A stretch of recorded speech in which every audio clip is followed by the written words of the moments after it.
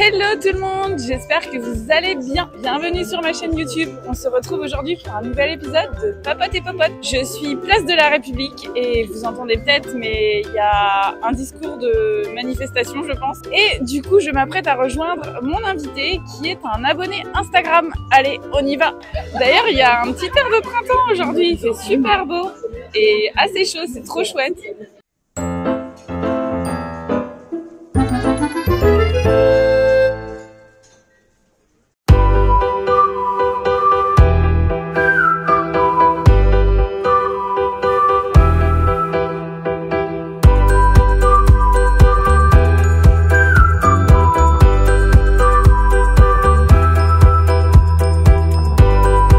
J'ai rejoint Sacha. Salut Sacha. Salut. Tu vas bien? Bah oui, et toi? Ça va. Alors tu vas m'emmener faire un petit goûter chez Matcha Oshaya, c'est ça? Oui, bah qui est juste ici du coup. Il y a pas mal la queue, mais bon, on va y aller. Hein. Ça vaut le coup, je pense. Ouais. En tout cas, Instagram en a beaucoup parlé. Ouais. Et donc bah, c'est spécialisé dans le matcha, mais aussi dans plein d'autres choses. Dans plein d'autres choses, ouais. Asian food. Asian food.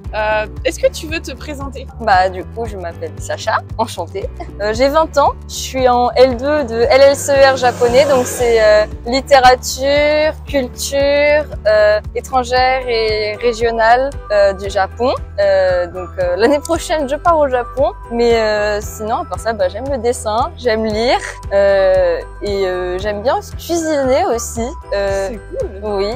Et puis tout ce qui est assez enfantin aussi, parce que je suis un grand enfant quand même. D'accord.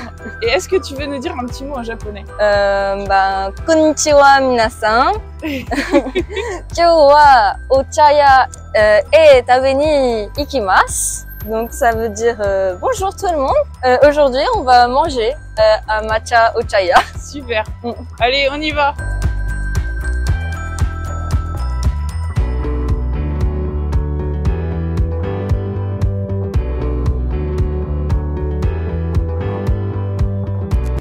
Après 30 minutes de queue, on est enfin rentré chez Matcha Oshaya.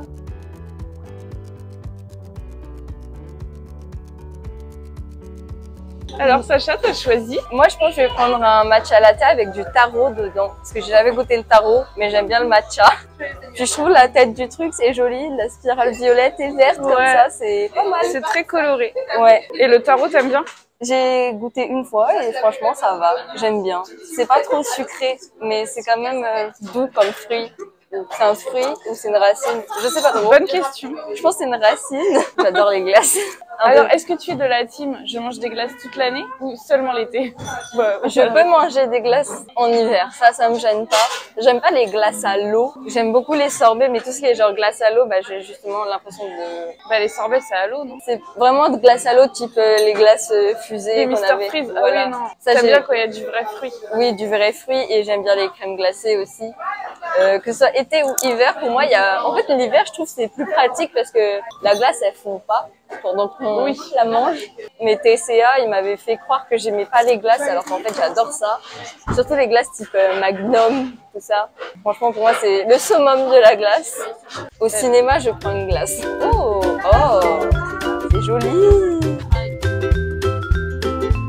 Et du coup, Sacha, tu te considères être un mangeur comment? Je pense simple, dans la simplicité, parce que moi j'ai du mal avec tout ce qui est trucs que je connais pas et tout. Je peux manger tout le temps la même chose sans me lasser, parce que pour moi c'est juste rassurant en fait. Un mangeur qui cherche la sécurité en gros. Ouais, c'est ça, la sécurité, parce que au moins je connais et je sais que je vais pas être malade ou que je vais pas ne pas aimer, parce que il y a beaucoup de choses que j'aime pas du tout, que je rejette, hormis la viande parce que je ne mange pas de viande, mais par exemple les pommes vertes, je sais pas pourquoi je les mange pas. Mais je les mange pas. Donc j'aime beaucoup cuisiner quand même, parce qu'en fait le fait de cuisiner, ça me permet genre de savoir ce que j'ai mis, et je sais que ce que j'ai mis dedans, bah je vais aimer. Ouais. Et ça me permet aussi de d'offrir aussi, parce que j'aime bien cuisiner pour les autres. Quand il n'y a pas trop de choses dans mon assiette, quand je vois bien les éléments de toute mon assiette, c'est très agréable. Je me permets de te dire ça.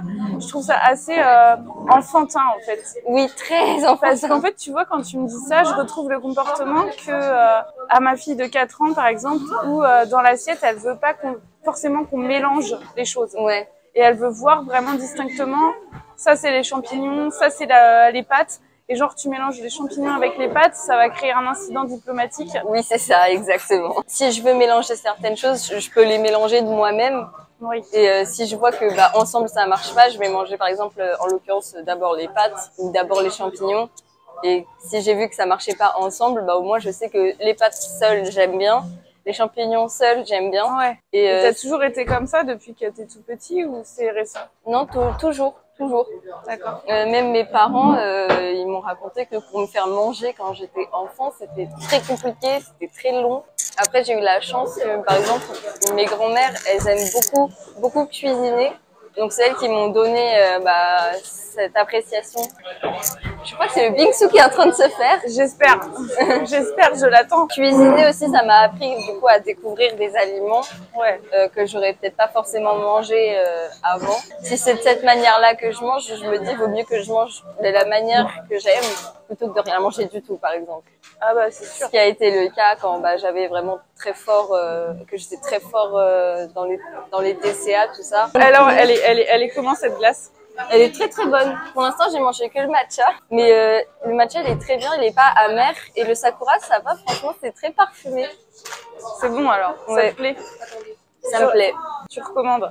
Oui, je recommande. Et puis la couleur bien rose comme ça. Mais du coup, tu vois, tu dis que t'es quelqu'un qui a peur, mais entre guillemets, t'as quand même pris le sakura, c'est quand même prise de risque. Oui. Pour quelqu'un qui n'aime pas prendre des risques, je trouve que c'est assez osé. Hein. Franchement, j'aime pas prendre des risques, mais après je me dis, faut pas mourir idiot non plus. Faut pas mourir idiot. Et que parfois c'est dommage. C'est une bonne citation ça, si tu veux la recaler pour la citation. Faut pas mourir idiot. C'est aussi une autre citation qui m'a beaucoup aidée pour me battre contre, en l'occurrence c'était l'anorexie mentale. Ouais. Je crois que c'était ma grand-mère qui m'avait dit ça. Tu peux être un excellent pilote, mais si dans la voiture tu mets pas d'essence, elle va pas rouler. Et franchement, ça m'a fait beaucoup réfléchir cette expression parce que du coup, oui, ça m'a permis de me dire, mais oui, c'est vrai que si je veux accomplir mes rêves, si je veux continuer d'avancer dans la vie, je pourrais dire tout ce que je veux, c'est que s'il y a pas d'essence dans la voiture, elle roulera pas, peu importe sur quelle essence. Hein. C'est clair. Alors, ça c'est du lait, c'est ça? Alors, il faut mettre du lait concentré dessus. Normalement, tu mets, tu fais comme ça, je fais. Oh. En tout cas, c'est très esthétique. Hein. Oui, et alors, le sakura avec Hello Kitty dessus. Et donc ça doit être des mochi. Ouais, ça a l'air d'être des mochi. Si t'en veux un, n'hésite pas. Pour l'instant, j'essaie de manger ma glace qui est en train de fondre. C'est vraiment particulier les mochi. Ouais. Tu vas en manger beaucoup quand tu iras au Japon. Sûrement. Je mange pas de viande, mais à Kobe, il y a le fameux bœuf de Kobe qui est très très connu. Ouais. Mes parents, ils veulent que je leur en envoie par la poste. Mais il y a aussi une distillerie de saké. Et ça, je pense que j'irai voir quand même. Parce que le saké, c'est à tester comme alcool. Quand même. Ouais, c'est pas le saké qu'on pense en fait avoir en France. Mais c'est vrai que parfois, je trouve qu'en France, on a vraiment une sorte de culture de l'alcool qu'il y a aussi au Japon. Et que parfois, on n'en parle pas assez. Parce que parfois, il y a une sorte d'alcoolisme dont on prend pas vraiment conscience. Parce que il y a vraiment la fête. Et tout surtout quand on est étudiant, je trouve. Moi, ça va parce que comme j'ai des médicaments, j'ai un traitement assez lourd. Du coup, je peux pas boire d'alcool. Sinon, ça annule mes médicaments. Mais quand je vois, quand je vais chez des gens et tout ça pour une fête, il y a des gens vraiment leur unique but, ça va être d'être déchirés à la fin de la fête. Et je trouve ça dommage. C'est intéressant ce que tu dis. En gros, t'as besoin d'une excuse pour refuser l'alcool. T'as besoin de dire ah non, je peux pas parce que j'ai des médicaments. En gros, t'aurais pas besoin de dire ça. Oui, parce que dire non, je bois pas, c'est tout. Mais les gens qui boivent pas, ils vont être étiquetés de rabat-joie. Exactement. Et ça, c'est très dommage. Il n'y a pas forcément d'avoir de l'alcool pour soi-même être drôle ou s'amuser. C'est super léger le tarot. En fait. Peut-être même pas à le sentir vraiment. En fait, c'est vraiment râpé en fait. Moi, je pensais que c'était pilé, mais en fait, c'est râpé. C'est de la glace râpée. Donc un bingsu, c'est de la glace au lait pilé. Et en fait, ça fait des petits copeaux en fait. C'est bon. Ouais. Je sais pas si t'es ok de parler de ton parcours avec les TCA ou pas. C'est comme tu le sens. J'ai un peu toujours, entre guillemets, été dans les TCA parce que quand j'étais enfant, j'ai commencé à 4 ans la danse classique. Et malheureusement, dans le milieu de la danse classique, il y avait ma prof de danse qui, je sais pas, je me souviens, je devais avoir genre 6-7 ans. Quand c'était les vacances scolaires, on n'avait pas de cours de danse. Et elle nous disait de faire attention. Alors qu'on était des enfants on avait 7 ans. Et j'étais même pas au conservatoire ou quoi. Attention à pas grossir. Ouais, c'est ça.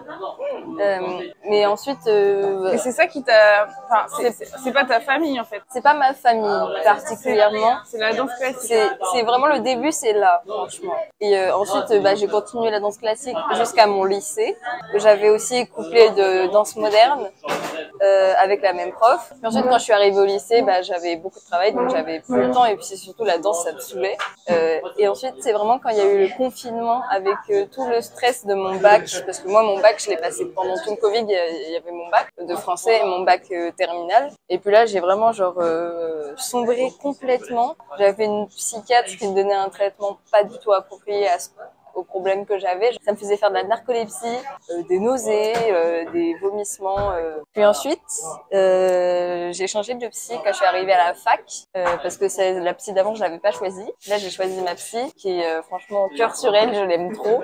Et ensuite, mes parents qui voulaient pas que je me fasse hospitaliser, et moi non plus, je voulais pas parce que j'avais pas envie d'être coupée du quotidien. Ils ont trouvé l'association La Note Bleue, de laquelle je suis aujourd'hui. En fait, c'est une association contre les TCA. C'est rue de Seine. Ouais, je connais, ouais. Et le diététicien et la psychomotricienne, je vais les voir là-bas et ils sont absolument incroyables. Genre vraiment ils m'ont sauvée. Surtout le diététicien qui est hyper déconstruit au niveau de la grossophobie, etc.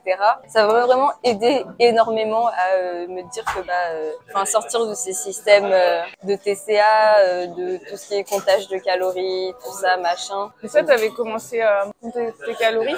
T'as commencé ça du coup quand t'avais 7 ans? Un peu inconsciemment, oui.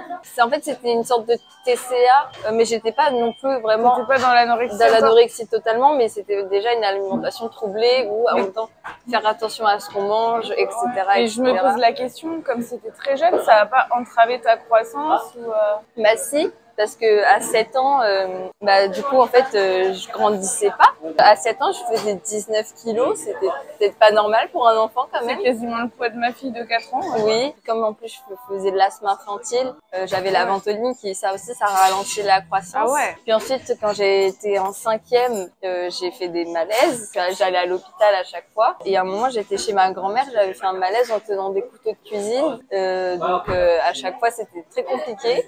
Puis en fait, mes parents et ma famille, ils ont remarqué que j'allais pas bien vraiment quand j'étais à 30 kilos ou vraiment où j'étais, comme on dit, aux portes de la mort carrément. Ce que j'ai trouvé vraiment très triste, c'est que tant que c'est pas visible vraiment beaucoup, on pensera pas que c'est grave en fait, alors qu'en fait c'est grave depuis le début.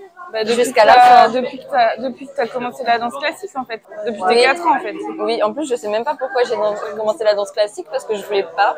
Ah mais ouais? mes parents voulaient que j'ai une activité. Je suis allée au conservatoire.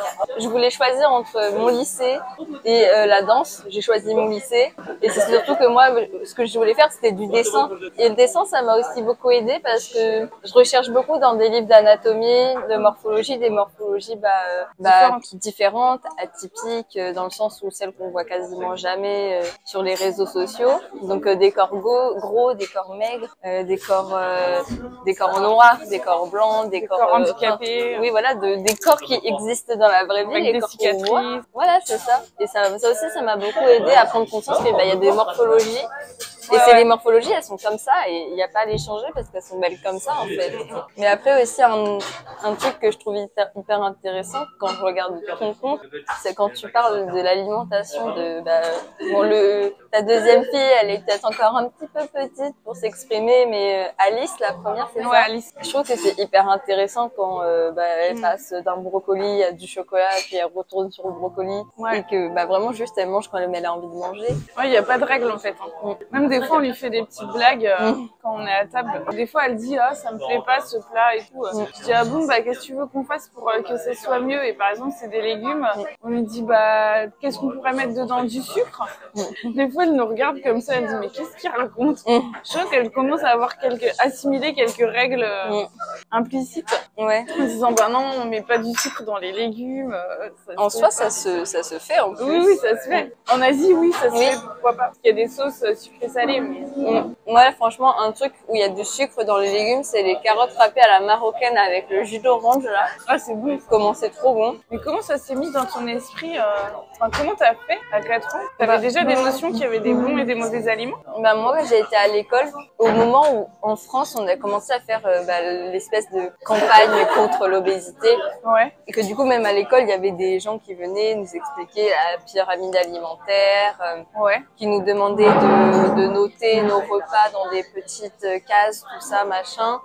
Et ensuite, on devait leur rendre les feuilles, etc. Donc en fait, moi, j'étais vraiment dans le jus du truc où c'était le début de truc manger, bouger, manger 5 fruits et légumes par jour. Faut pas abuser de certains sucres, faut pas abuser de, je sais pas, des féculents, tout ça. Vraiment, moi, j'étais vraiment là-dedans, entre la danse et ça. Du coup, bah, on était tous un peu en mode de, faut surveiller son alimentation. J'avais même une amie, je me souviens, je devais être quoi, en CM1. Donc en CM1, on a 9-10 ans, je crois. Elle me faisait, regarde, j'ai perdu du poids, etc. Blablabla. Et en plus, c'était vraiment au moment où il y avait la mode de l'héroïne chic. Les filles super minces. Ouais, très minces, vraiment très maigres. Comme ça. Maigres. Et dans les dessins animés avec les stars de Disney, tout ça, où il y avait les Violetta, machin. Et que c'était aussi le tout début des réseaux sociaux quand moi je suis entrée au collège. À peu près 2015-2016. Ma génération, c'est vraiment la génération où il y a eu focalisation sur l'apparence vraiment beaucoup. Du coup, il l'a toujours eu. Hein. Ouais. J'ai grandi dans les années 90. En fait, on n'avait pas les réseaux sociaux, mais on avait les magazines. Ceux qui sont nés dans les années 90 se rappellent de Jeune Jolie, et en fait, dans les magazines, il y avait Britney Spears, compagnie, les Spice Girls. En fait, on était baignés d'images. Il y avait aussi j'ai regardé, il y avait surtout aussi plein d'articles, des espèces d'explications mirobolantes pour perdre X kilos en X temps. Oui. La différence, on n'avait pas possibilité d'interagir ou de partager comme ça en un clic. Je pense qu'avec les réseaux, ça va plus vite aussi. Et puis maintenant, aussi beaucoup quand je fais mes courses, comme n'importe quelle personne dans ce monde fait ses courses, que ce soit en ligne ou en physique, je vois de plus en plus de trucs, d'espèces de gros pots comme ça, ou des barres de céréales et tout, genre, où il y a vraiment marqué remplacement de repas. Et je trouve ça absolument effroyable. Mon mari me dit, ouais, j'ai un collègue qui mange ça le midi. Là. Je dis, ouais, non mais laisse tomber, s'il mange ça tous les midis, il a des TCA. Il me dit, ah bon, tu crois? Je dis, je suis quasiment sûre. Et en fait, les gens qui n'ont jamais eu de problème avec des TCA, ils voient pas forcément, tu vois. Ils se disent, c'est une lubie, ou tu vois. Mais non. C'est surtout, je me dis, ça doit être tellement déprimant de manger ça. Parce que moi, je mange toujours la même chose. En sachant que tous tes collègues, ils vont manger autre chose, quoi. Moi, je mange toujours la même chose, mais généralement, c'est quand même des vrais aliments. Pourquoi tu manges toujours la même chose? Alors, il y a des périodes où je mange beaucoup la même chose, puis ensuite, je vais trouver autre chose et je vais remanger longtemps cette même chose. Parce que j'aime ça, en fait, c'est tout. Et tu te lasses pas? Et je me lasse pas. Et puis ensuite, parfois, je trouve quand même autre chose parce que quand même après au bout de quelques semaines je commence quand même à me dire pas forcément par goût mais je me dis aussi parfois mais mon corps quand même il aura peut-être un jour besoin de ça et tout ça. Bah ouais. Là je vais avoir je sais que je suis en période d'examen, je vais quand même avoir besoin de quelque chose d'un peu plus consistant pour traverser cette période d'examen comme n'importe quel étudiant. Et du coup ça t'handicape pas dans ta vie sociale? Non, pas vraiment.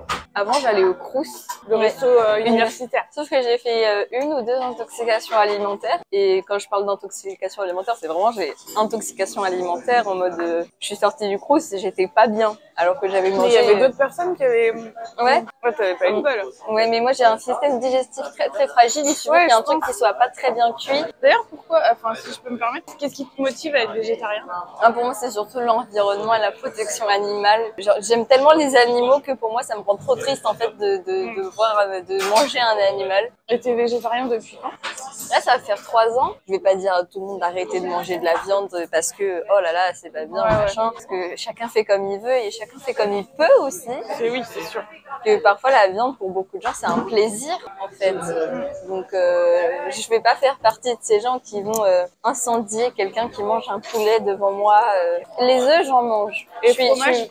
Fromage, j'en mange, mais j'aime pas le fromage. En fait, j'aime bien les fromages qui ont pas de goût, comme la brebis ou les chèvres très... Le kiri? Non, pas le kiri, forcément. Moi, j'adore les œufs, par exemple, les œufs au plat. Genre vraiment, c'est un truc que j'adore manger. Vraiment, voir le truc blanc et avec le petit jaune coulant dedans et tout. Genre, j'adore les œufs au plat. Et ce qui est bien, c'est que comme moi, j'en mange pas de la viande, bah, il y a quand même beaucoup de protéines. Mais c'est vrai qu'au Japon... ce qui est d'ailleurs bizarre, parce qu'on en avait parlé un peu de la grossophobie au Japon, tout ça. C'est bizarre parce qu'il y a vraiment toute une culture autour de la nourriture japonaise.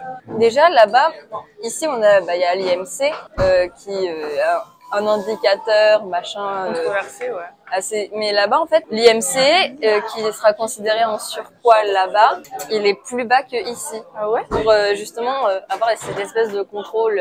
Il y a que les sumo qui ont le droit d'être gros, quoi. Ouais, c'est ça. C'est pas que sur l'alimentation, mais en fait, c'est une espèce de contrôle d'eux-mêmes. Ouais. Même au niveau, tu vois, de leur comportement, il faut qu'ils soient assez lisses, en fait. Ouais. Sauf, ce que j'ai remarqué, c'est que de temps en temps, ils ont des grosses beuveries que pour les hommes. Hein. Oui, ça s'appelle les nomikai. C'est dans les entreprises avec les fameux salariman. C'est le seul moment où il lâche prise, et ça, c'est que pour les hommes. Oui. Les femmes, c'est pas censé boire beaucoup d'alcool. Les femmes, c'est pas censé fumer. C'est pas censé être grosse. C'est pas censé travailler beaucoup. Plus qu'ici, parce que vraiment là-bas, c'est automatiquement la femme, dès qu'elle a des enfants, elle doit arrêter de travailler. Oui, c'est ça. Les idoles japonaise, oui. Il y en a aussi en Corée. Si elle a le malheur de prendre un tout petit peu de poids, elle peut se faire incendier. Mes séjours au Japon, je me rappelle pas avoir vu des personnes grosses. Mais en fait, là-bas, une personne grosse, ça va être une personne qu'on ne considère pas grosse ici. Un corps gros là-bas, à part les sumo, il y en a pas. Ou alors elle se cache. Oui, voilà, c'est ça. C'est assez contradictoire avec le fait qu'on dise les Japonais sont globalement plus minces que la moyenne, ils sont en meilleure santé, blablabla. En fait, oui, peut-être physiquement comme mais ça, la santé mentale au Japon, on n'en parle pas. C'est catastrophique, t'es d'accord avec moi? Voilà, c'est tabou de parler de sa santé mentale. C'est que si t'as pas une bonne santé mentale, c'est que t'es faible. C'est ce qui est dommage parce que moi, par exemple, dans mes études, j'ai fait une sorte de petite thèse sur la nourriture bouddhique. Ouais. Parce que au Japon, le bouddhisme est une des religions principales. Et c'est assez étrange parce que dans la culture bouddhique, déjà, bon, c'est une culture végétarienne, c'est pour ça que ça m'a intéressée. Mais ce qui est bizarre, c'est qu'ils sont vraiment dans l'écoute de soi, de justement savoir que là, on profite d'un moment, on profite d'un plat qui va nous faire plaisir gustativement, visuellement, et qui va nous apporter des choses saines et tout. Et je trouve que c'est un peu en contradiction avec toute cette alimentation troublée. Et à mon avis, ils se sont fait influencer par la diète culture aussi. Ouais, la diète culture et aussi comme le Japon, il s'est fait longtemps occupé par les États-Unis. Il y a eu tous ces trucs des États-Unis et même maintenant au Japon, il y a les trucs d'IMC, etc. Et il y a un truc qui s'appelle, en gros, le poids Cendrillon. Ah, c'est quoi ça? En gros, le poids Cendrillon, c'est, il y a les IMC, donc il y a mince, maigre, blablabla. Et le poids Cendrillon, c'est le poids le plus bas, qui est vraiment un peu le poids goal. Une personne européenne, elle aura du mal à s'habiller au Japon, à trouver sa pointure, parce que tout est fait petit en fait. Quand je suis allée au Japon, j'étais encore vraiment dans l'anorexie, donc j'avais un poids faible. En fait, ici en France, j'avais du mal à trouver des habits à ma taille dans les magasins lambda, parce qu'en fait, je mettais du 34. Donc 34, c'est pas dans tous les magasins, c'est assez dur à trouver.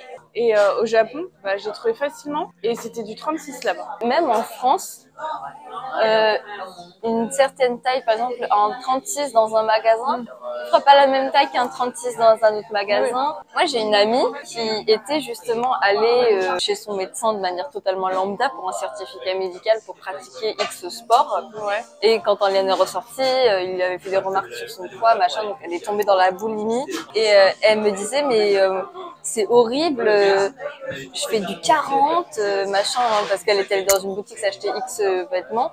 Elle fait oh là là c'est horrible, je fais du 40, je me sens pas bien. Alors qu'ensuite je regardais genre c'était un jean, donc j'ai mis le jean qu'elle avait acheté en question et j'ai posé donc ce jean taille 40 de X marque. J'ai posé un autre jean d'une autre taille de taille 40 d'une autre marque, c'était plus grand.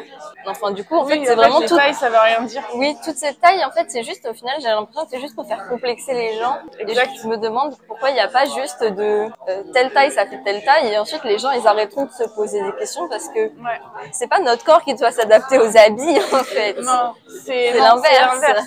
Mais si tu prends du poids c'est pas grave, et si tu perds du poids, enfin voilà, ça n'enlève rien à ta valeur, quoi. Oui, et t'as le droit de te vêtir à n'importe quelle taille. Bah ouais, après le problème qu'il y a c'est quand tu dépasses, enfin ce qui est aberrant c'est que quand tu dépasses le 42 qui est quand même apparemment la taille moyenne d'une française, tu dépasses le 42, en fait tu trouves plus, c'est beaucoup plus difficile de t'habiller dans les magasins que pignon sur rue.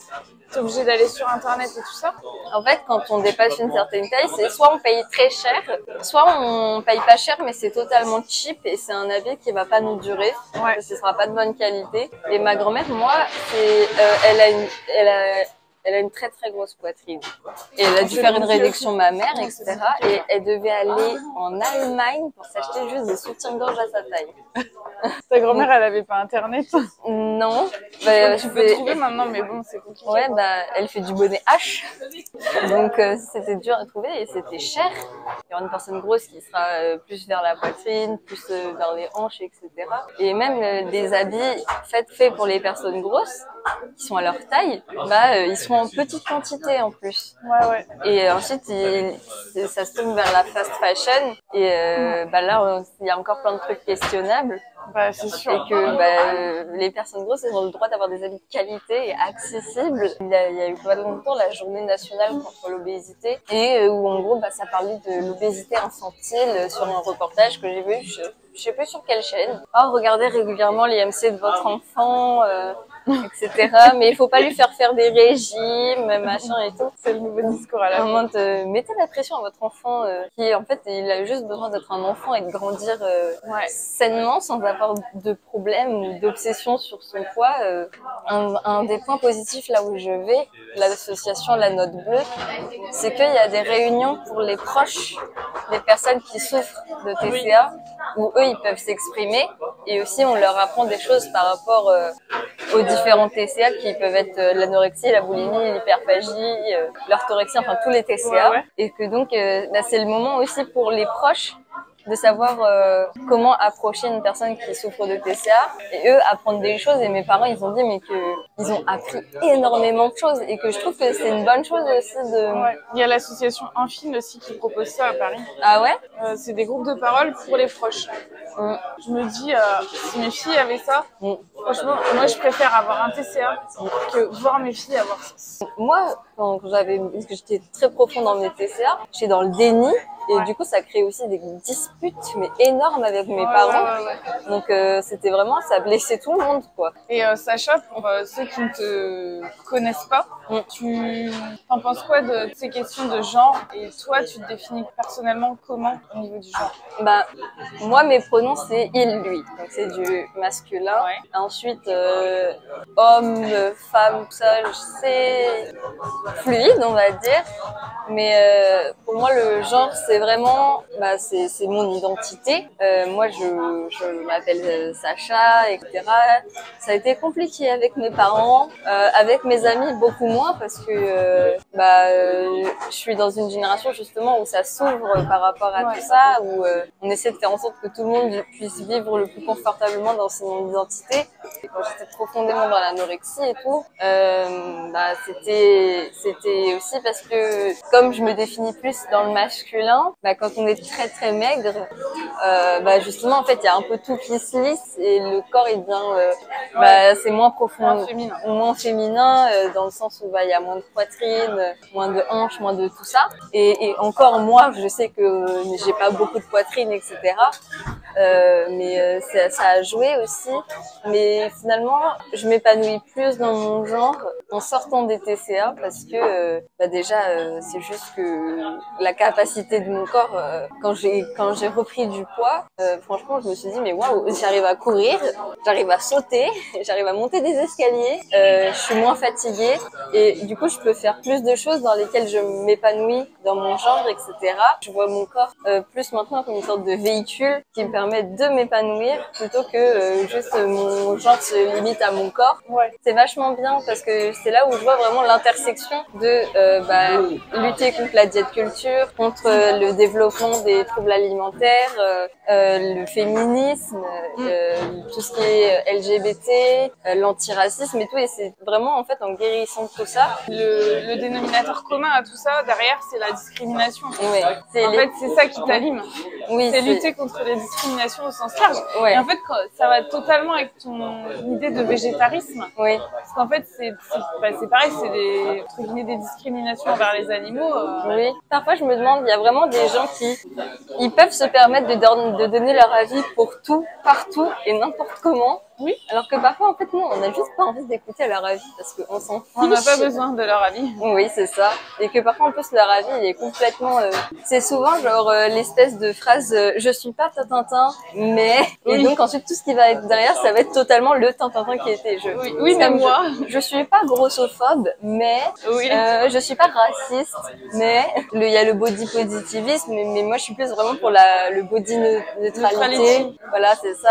C'est bon, mon corps, il est comme ça, il avance, il fonctionne, il vit, il me permet de goûter, de voir, d'entendre, d'écouter, et c'est quand même pas mal. C'est le principal, ouais. Moi, j'ai pas d'enfant, mais j'ai mes amis, j'ai mon chat, c'est un peu mon enfant, et du coup, parfois, je me dis, mais je veux juste être là pour mon chat, en fait, et être là pour les gens que j'aime, donc c'est quand même vachement pas mal, quoi. Carrément. Ouais.